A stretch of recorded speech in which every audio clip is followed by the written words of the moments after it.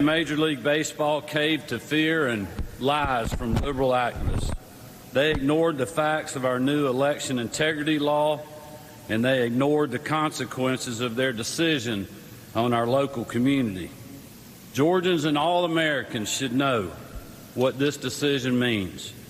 It means cancel culture and partisan activists are coming for your business.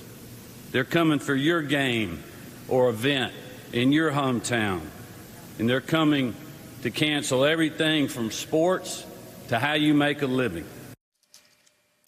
All right, that was Georgia Governor Brian Kemp on Saturday, lashing out at Major League Baseball for pulling the All-Star game out of Georgia after what he calls an inaccurate characterization of a new voting law that President Biden has called Jim Crow for the 21st century.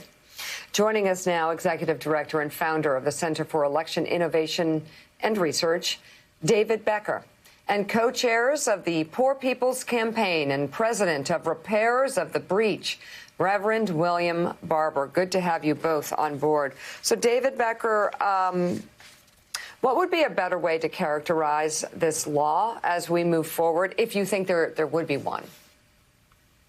Well, I think the Georgia law and many other laws that we're seeing being proposed in the states, first of all, we have to realize they're based on a fantasy, on the big lie that the election was somehow stolen, when in fact the election in 2020 was the most secure and transparent election we've ever had, with more accurate voter lists, more auditable and recountable paper ballots than ever before, more scrutiny of the election from the media and partisan poll observers and the courts than ever before. And I think that's why the Trump DOJ, FBI, and DHS all found that the election was in fact secure. When we're looking at laws like Georgia's, where we do see some limitations on the ability to request a mail ballot, some limitations on drop boxes, criminalization of providing food and water to people waiting in line. These are really troubling. I'm even more troubled, for instance, though, by laws that we're seeing in places like Texas, which was already starting from well behind where Georgia was in 2020. It was already hard to vote in Texas. It was already one of the least secure states in which to vote, and they're making it even harder to vote and less secure. We'll get more into that in just a moment, but first, Reverend Barber, same question to you. I mean, what would be the best way to characterize this law if you think that the messaging could be edited a bit?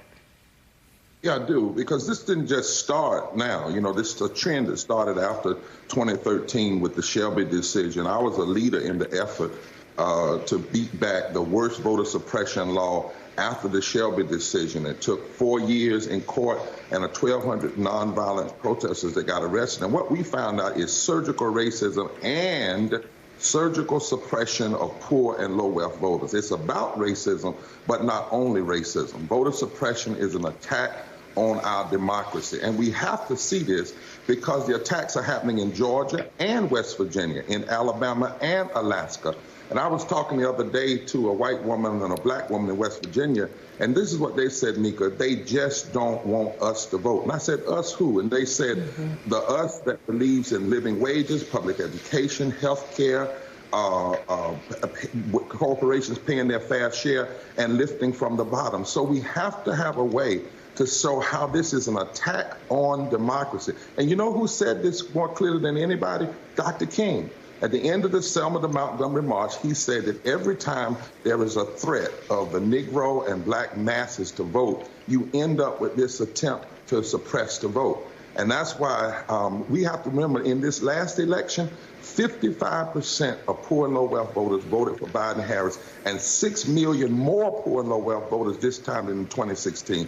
This is voter suppression, it's surgical racism, and surgical suppression. It's not just racism alone. David, as you say, there's been so much focus on the state of Georgia and all the controversy swirling there with Major League Baseball moving its All-Star game from Atlanta to Denver. But there's a lot going on across the country, and you're focused in on Texas and SB 7. What does that bill do?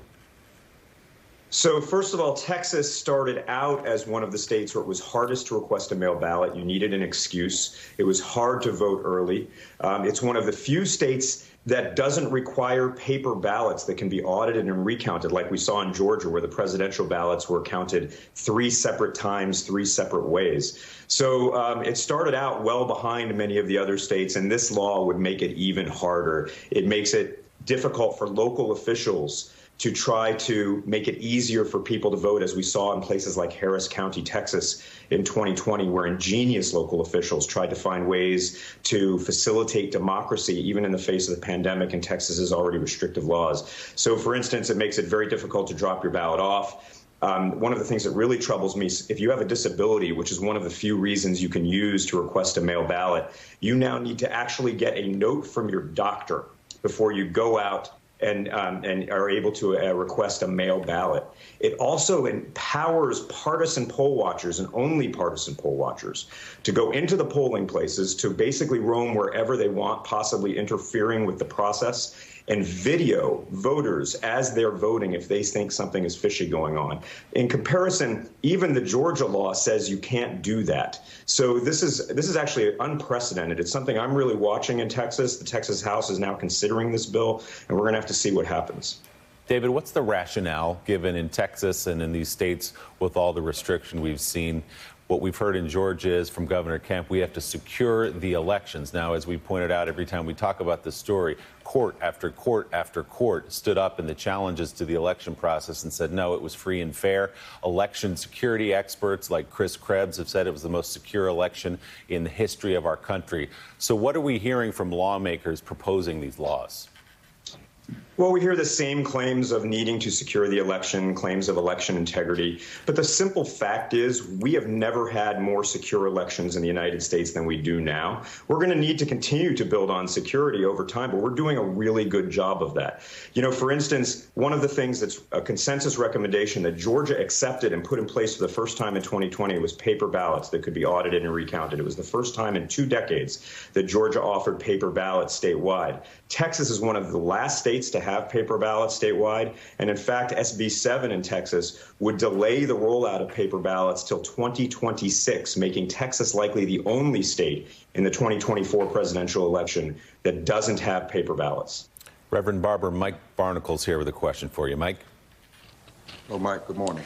Reverend, as you know, arguably there are 42 or 43 states all involved in voting laws, new voting laws on the books, studying new voting laws on the books.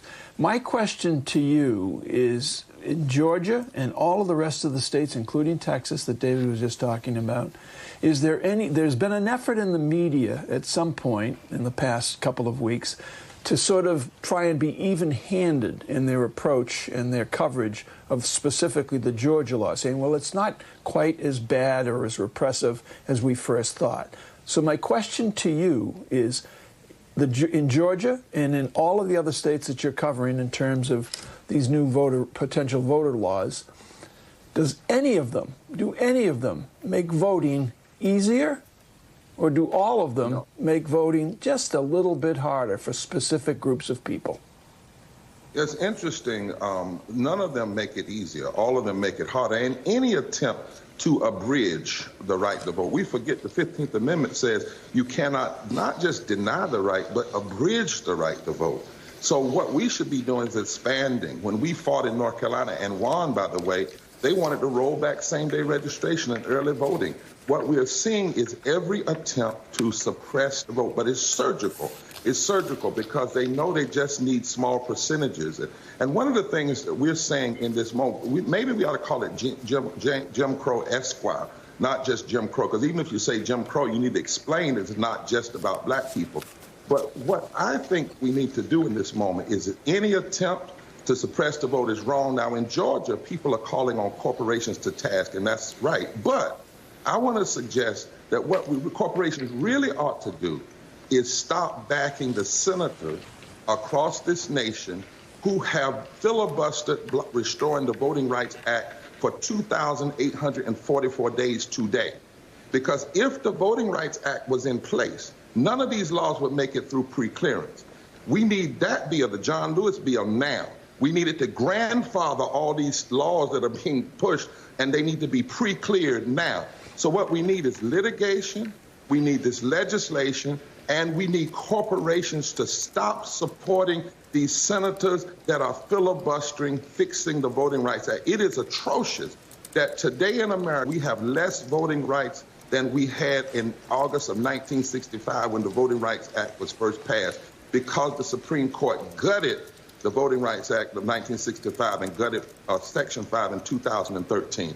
This will not just be won in state by state. It's a federal problem. We need federal laws. We need the litigation. And by the way, the litigation is going to have to do hard work to prove the surgical racism. It's not just going to be obvious. There's got to be a lot of data done to prove that it's surgical racism and surgical suppression of the disabled, women, young people, and so forth and so on, and the poor. Reverend William Barber and David Becker, thank you both very much for coming on the show this morning. We appreciate it.